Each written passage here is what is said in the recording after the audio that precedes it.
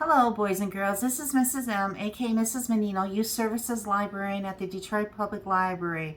Today we're celebrating Hispanic Heritage Month with two tales from Mexico. The first tale is called The Bear Prince. The Bear Prince. Once upon a time there was a bear. He protected the forests. One day a woodcutter came to cut down a tree. The bear saw the woodcutter. He roared, "Stop!" Then the bear said to the woodcutter, "You tried to take a tree from my forest. Now you must go. Give me your daughter to me." Sadly, the woodcutter gave his daughter to the bear. Her name was Sophia. She was very sad because she had to go with the bear. When the bear and Sophia went into the bear's cave, he suddenly became a prince. He said, "I am actually a prince, but every morning I turn into a bear. Until the evening," he continued, "you should promise that you never touch me." Sophia promised not to touch him. Later, Sophia thought, "If I tie him while he is sleeping, he will not become a bear again." Then Sophia tied the prince with her belt. But it did not work. In the morning, the prince became a bear again. He said, "You broke your promise. I can only be human again if you pass the dangerous valley by yourself." Sophia realized her mistake, but it was too late. She was alone in the dark and dangerous valley. She did not know what to do. As she was walking through the valley, a castle emerged in the distance. She ran faster and faster until she got there. When she got to the castle, she found the prince standing there waiting for her. Since Sophia passed the dangerous valley, the prince was no longer a bear. They got married and lived happily ever after. The end. Boys and girls, the second story I'm going to read to you is a tale from Mexico. It's called Cuckoo Cuckoo.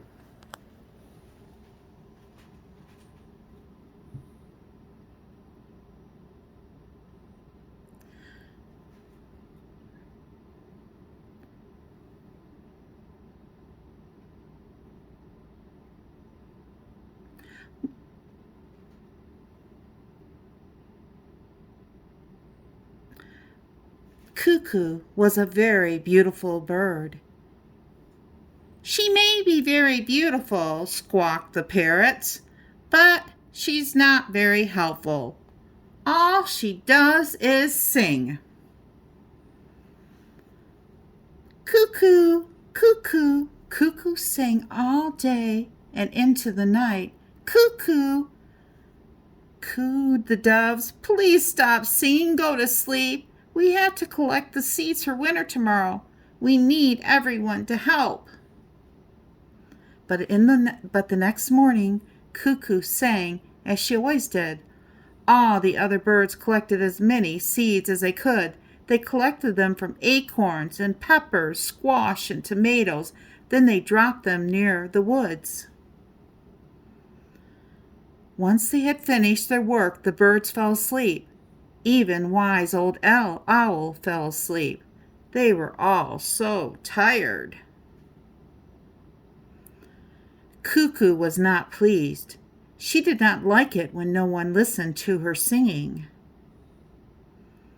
While wondering what to do, she saw something red moving through the branches. "I wonder what that is," she thought. "I hope it's not a bird as beautiful as me." But it wasn't a bird, it was fire. Cuckoo quickly flew from her branch and woke Owl to tell him of the danger. Owl called to the birds, "To the woods! We must save the seeds!" But they kept sleeping. So Cuckoo began to collect the seeds. She worked all night long. The fire scorched her colorful feathers, and her eyes grew red from the smoke. When she had finished, she tried to sing, but all she could manage was coo, coo, coo. The strange noise woke the birds. They saw that the woods were burned and black. Where were the seeds? What would the birds eat during the winter? Then the birds saw an ash-colored bird circling above them. "Is that you, Cuckoo?" they called as they waited for the bird to land. The gray bird landed. It was Cuckoo. She told them that the seeds were safe. She had managed to collect them all. All the birds were surprised at Cuckoo's hard work. It just shows you can't tell much about a bird by looking at its feathers, said Owl. The end. Boys and girls, I hope you've enjoyed both these tales from Mexico, and I will see you soon at the library. Goodbye.